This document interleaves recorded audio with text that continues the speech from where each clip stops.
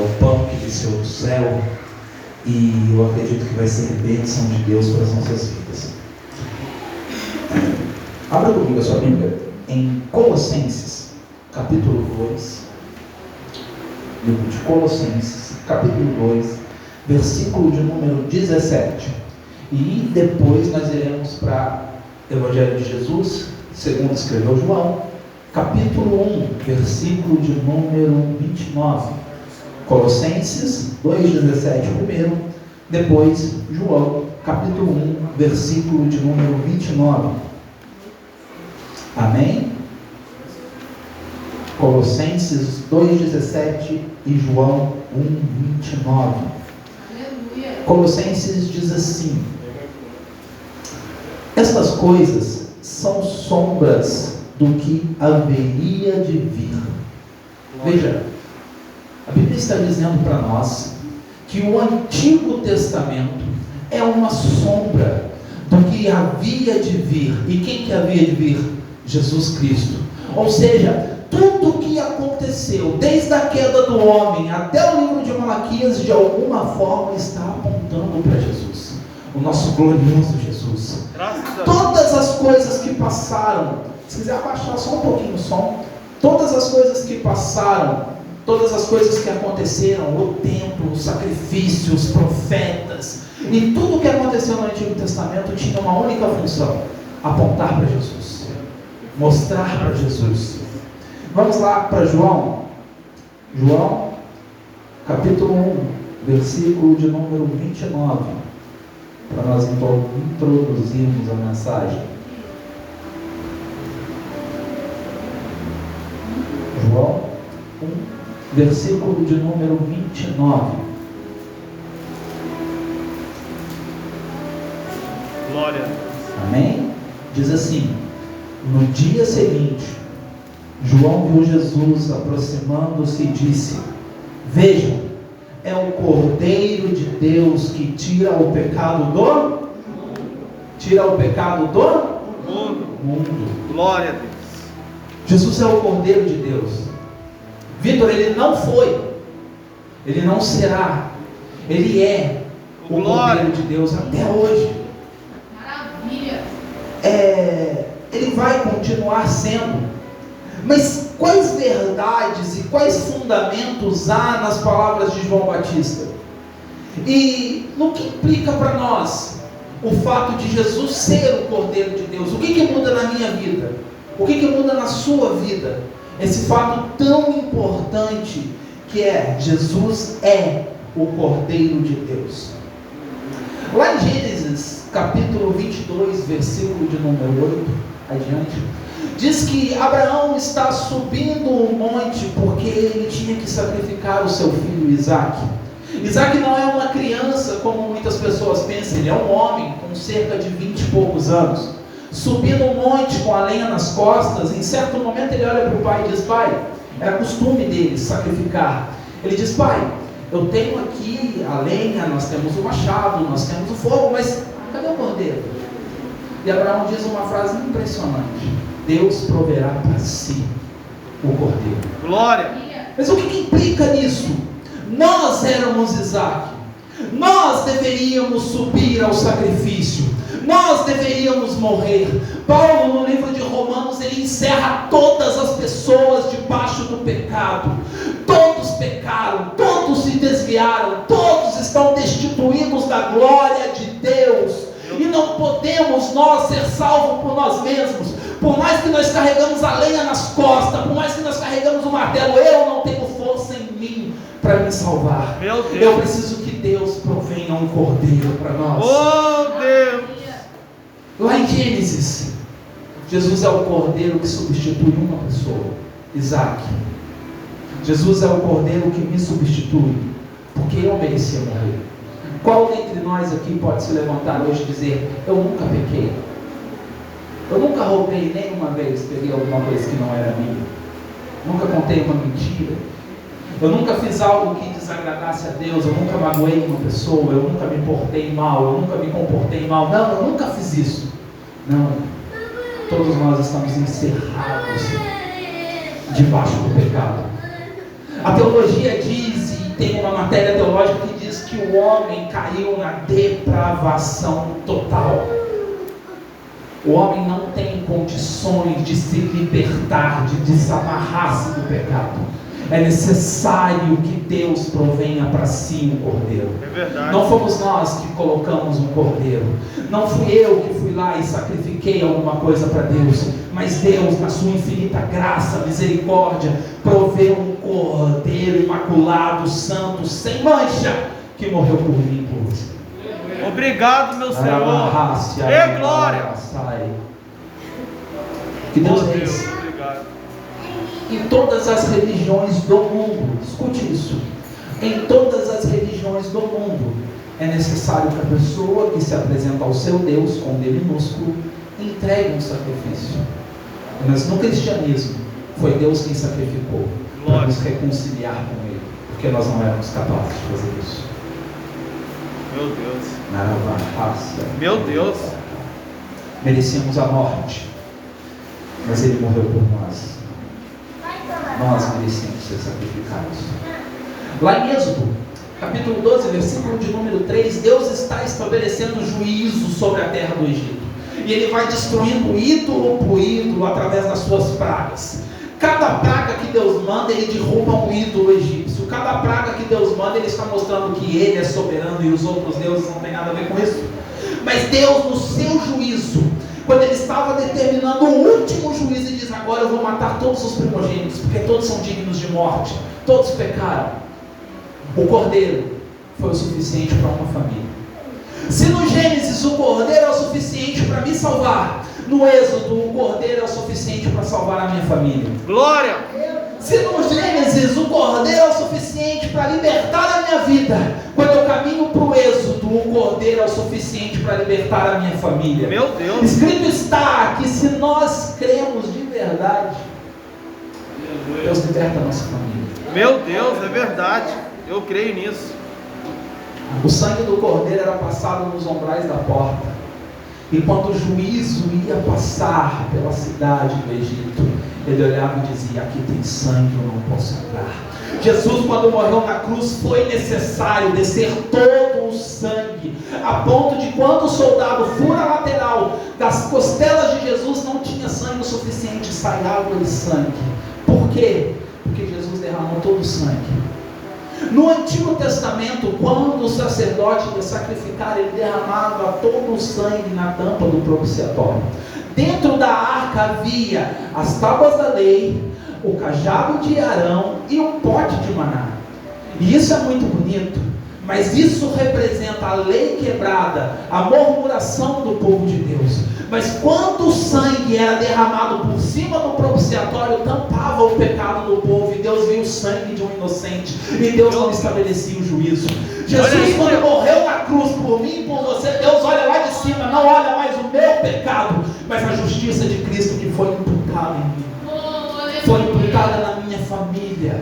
Meu Senhor! O cordeiro é o suficiente, pastor Flávio, para me salvar, mas o cordeiro também é o suficiente para salvar a minha família. Eu creio nisso.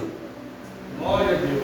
Glória a Deus. Maravilha. Quando nós caminhamos mais um pouco, entramos no livro de Levíticos, capítulo 23 em diante, lá para o verso 26, 27, está estabelecido ali o Yom Kippur. E o que é isso, Rafa?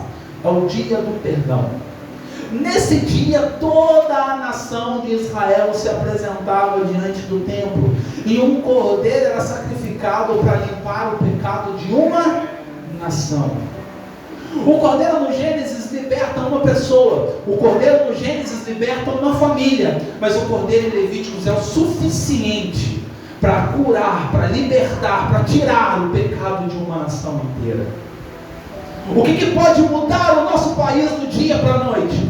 O que pode reestabelecer a nação de um dia para o outro? O Cordeiro de Deus. Meu Deus. E é por isso que nós não temos que contar com político A, político B, político C. Não! A igreja tem que pregar. Eu não estou dizendo que a igreja não tem que ter um lado político, tem sim. Mas o importante é que nós preguemos o Evangelho. O importante é que o Cordeiro que salva uma nação. Meu Deus. Não é um presidente A ou B, é o Cordeiro. O Cordeiro é suficiente. Meu Deus. Se o Cordeiro me salva, o Cordeiro salva a minha família, ele é suficiente suficiente para libertar o meu bairro, a minha cidade, o meu estado, o meu país. Ele é suficiente. Eu creio nisso. Tu és poderoso, meu Pai. Quem pode salvar o país é o Cordeiro de Deus. Oh, aleluia. Glória a Deus. Glória a Deus. Mas quando nós avançamos e vemos que o Cordeiro era suficiente, entra João Batista na história. E João Batista olha para Jesus caminhando, vindo de encontro a ele, e ele sabe que é Jesus, porque Deus o instruíra. Quando você vir o Espírito como pomba sobre alguém, você saberá que é o Cordeiro de Deus. E lá vem Jesus caminhando de encontro com João, João discursando como sempre fazia. Ele para, olha e diz: lá vem o Cordeiro de Deus, que tira o meu pecado, não, que tira o pecado da minha família, não. É o Cordeiro de Deus que tira o pecado de uma nação, não. João foi muito além. João olhou para Jesus e diz: ali está o Cordeiro de Deus que tira o pecado do mundo. Se eu e você estamos aqui, a igreja ainda pode pregar e tirar almas do inferno, é porque um dia o Cordeiro verteu sangue na cruz. Que poder é esse que pode me libertar, que pode te libertar? É só o Cordeiro de Deus que me para isso. E aqui, talvez você já esteja pensando assim: mas Rafa, se ele tira o pecado do mundo, então eu não preciso fazer nada. Então eu de mim fico tranquilo, porque o sacrifício de Jesus na cruz tirou o pecado, e não há mais pecado no mundo. Mas aí nós vamos lá para João 3,16, que diz assim: como que diz? Como é que é, igreja? E Deus amou o mundo de tal maneira que deu seu Filho unigênito, para que todo aquele nele crê não pereça. Ele tira o pecado do mundo, mas eu preciso crer que ele me libertou. Eu creio. Verdadeiro. Eu creio. Por ele. Eu creio. Meu Deus, aleluia. Meu Deus, é forte. É o Cordeiro de Deus. Eu quero dar ênfase na minha mensagem agora, para nós caminharmos para o final. Vá comigo lá para Apocalipse, capítulo 5. Apocalipse, capítulo de número 5. A partir do versículo 6, nós vamos fazer uma exposição de alguns versículos aqui. Nós vemos que João começou narrando o estado das igrejas. Ele falou das 7 igrejas da Ásia. E depois, no capítulo 4, a Bíblia diz assim: depois dessas coisas, olhei, e diante de mim estava uma porta aberta no céu, e a voz que dizia, que eu tinha ouvido no princípio falando comigo como trombeta, disse: suba para cá. O que é isso? É o fim dos tempos. A igreja, uma hora, pastor Fábio, vai ver uma porta aberta no céu e uma voz dizendo: sobe para cá, vem aqui. Só que quando João sobe no céu, Jesus começa a revelar algumas coisas para eles que irão acontecer, que tem que acontecer. Mas o texto que nos dá esperança, e como eu comecei dizendo, Jesus é o Cordeiro de Deus. Ele não era, ele é o Cordeiro de Deus. Versículo 6 do capítulo 5 diz assim: depois viu um cordeiro que parecia ter estado morto, em pé, no centro do trono, cercado pelos 4 seres viventes e pelos anciãos. Até aqui. Olha o que a Bíblia diz: ele estava morto, mas ele foi ressuscitado. Tentaram derrubá-lo, mas ele estava de pé. Porque não há quem possa resistir ao poder do Cordeiro de Deus. Jesus disse assim: ninguém vai tirar a minha vida. Eu tenho poder para entregá-la, mas eu também tenho poder para pegar de volta. E a nossa esperança se baseia não porque ele morreu por nós, mas porque ele ressuscitou. E assim como o Cordeiro um dia morreu na cruz, sangrou pela igreja, ressuscitou, nós também ressuscitaremos com ele um dia. Meu Deus, Pai, que glória. Olha o que continua o texto dizendo: ele estava em pé no centro do trono. Certo tempo atrás, um pregador disse assim: nós somos o centro do coração de Jesus. Mano, nós não somos o centro do coração de Jesus. Não. O centro do coração de Jesus é a palavra de Deus. Mas Jesus é o centro de todas as coisas. E se Jesus é o centro de todas as coisas, a minha vida precisa apontar para Ele. A minha vida precisa direcionar para Ele. Eu, com a minha vida, preciso colocar Jesus no centro de todas as coisas. Lembra quando Josué, depois de ter invadido Ai, 36 morreram, Josué se prostrou diante de Deus e falou assim: Senhor, o que será de Israel? Porque não vão dizer que 36 caíram, vão dizer que toda Israel caiu. Sabe por que ele disse isso? Porque se a igreja, alguns falham, o nome da igreja é envergonhado. Quando eu erro, eu não estou carregando sobre mim somente o meu erro, eu estou colocando o erro na igreja. Meu Deus. Eu estou colocando a culpa na igreja. Se um peca, a igreja é culpada. Se um cai, a igreja é culpada. O nome da igreja é envergonhado pelos nossos atos. Mas pior do que isso, Josué continua dizendo: Senhor, o que dirão do teu nome? Meu Deus.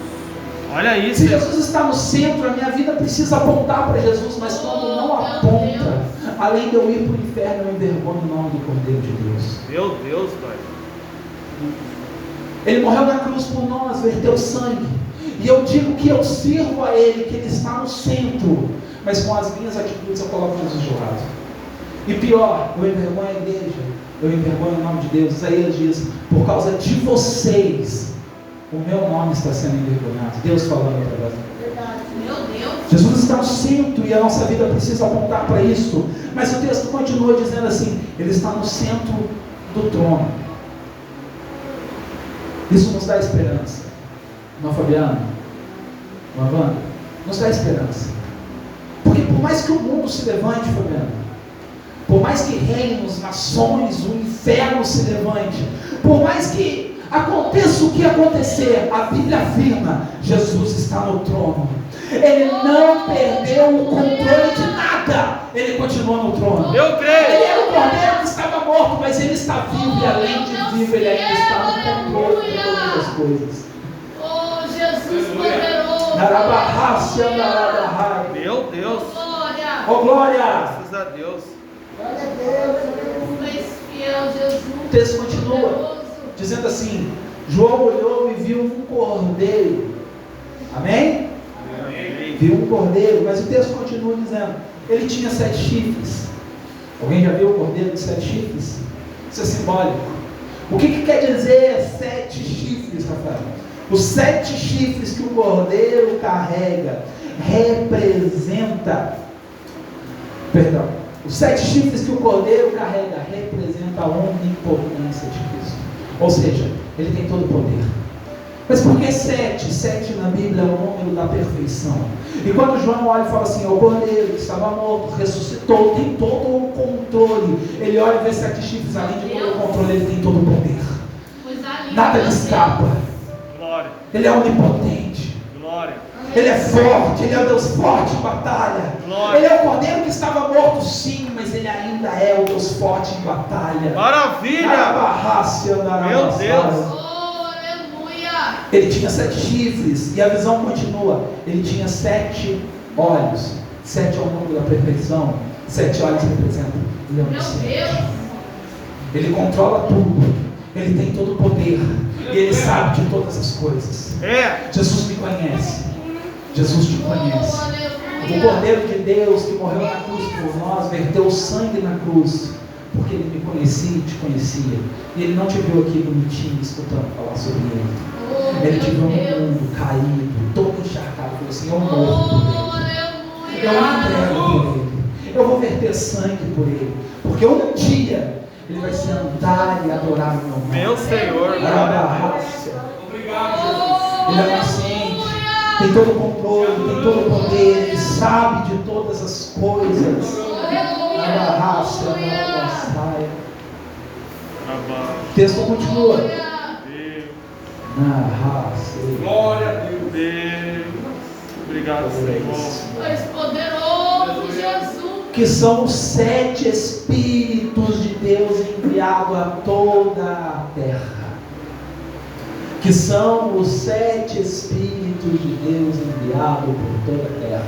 E o que isso quer dizer? Ele tem todo o controle. Eu sei que está sendo um pouco repetitivo, mas é para você gravar. Ele tem todo o controle, Ele tem todo o poder, Ele sabe todas as coisas, e Ele está em todos os lugares. E o que isso quer dizer? Jesus está aqui agora ouvindo a nossa adoração, mas que Jesus pode ir de encontro a quem você está orando, por quem você está buscando. Jesus pode ir ao encontro de quem você tem buscado, porque Ele é onipresente. Eu creio, Senhor. E Ele tem todo o poder. E como João disse lá em João capítulo 1, versículo 29, Ele não morreu por mim, Ele morreu por todos. Glória a Deus. E o desejo de Deus não é que eu me salve, que você se salve, ou como dizem os nossos irmãos calvinistas, que algum grupinho se salve. Não, é que todos se salvem. E a importância que nós temos de levar o nome desse cordeiro lá fora. Por quê? Porque Ele quer que todos se salvem. E Ele incumbiu a igreja o poder de anunciar o Evangelho. Atos 1, versículo 8 diz assim: vós sereis a minha testemunha, para pregar na onde? Jerusalém, na Judeia, Samaria e até os confins da terra. O que isso quer dizer? Pregue o cordeiro em casa, porque ele é suficiente para libertar a sua casa. Pregue o cordeiro na nação, porque ele é o suficiente para libertar a nação. Mas pregue o cordeiro no mundo inteiro, porque ele é suficiente para libertar o mundo inteiro. Ele é onipresente, Ele é onipotente, Ele é onisciente, Ele está no centro do trono. Deus, tu és Deus, Jesus. Oh, glória a Deus. Poderoso Jesus. O controle está nas mãos dele. Está mesmo, Deus. Ele é o centro de tudo. Ele pode tudo. O cordeiro que um dia foi morto e hoje está de pé. É o cordeiro de Deus que me liberta, liberta a minha família, liberta a minha nação, liberta o mundo do pecado. Resta a nós caminharmos lá para o versículo 5, capítulo 5, versículo 13. E eu encerro minha pregação aqui. Diz assim: depois ouvi todas as criaturas existentes no céu, na terra, debaixo da terra e no mar, e tudo o que neles há. O que isso quer dizer? Eu vi todo o cosmos, eu vi as pessoas, eu vi os anjos, eu vi os animais, eu vi o que está debaixo da terra, eu vi o que está acima da terra, tudo o que existe eu vi. João está dizendo, eles diziam: aquele que está sentado no trono e ao Cordeiro sejam o louvor, a honra, a glória e o poder para todos sempre. É tudo graça, Fabiana. O fato de eu estar aqui pregando é graça. O fato de você estar aí pregando é graça. O fato de Jesus ter morrido por quem não merece é graça. E o que resta a nós? Render louvores, glória para todos sempre ao Cordeiro de Deus. Amém, meus irmãos? Eu agradeço a oportunidade. Espero que você fique com isso gravado no seu coração. Glória a Deus, obrigado, Jesus. Glória a Deus.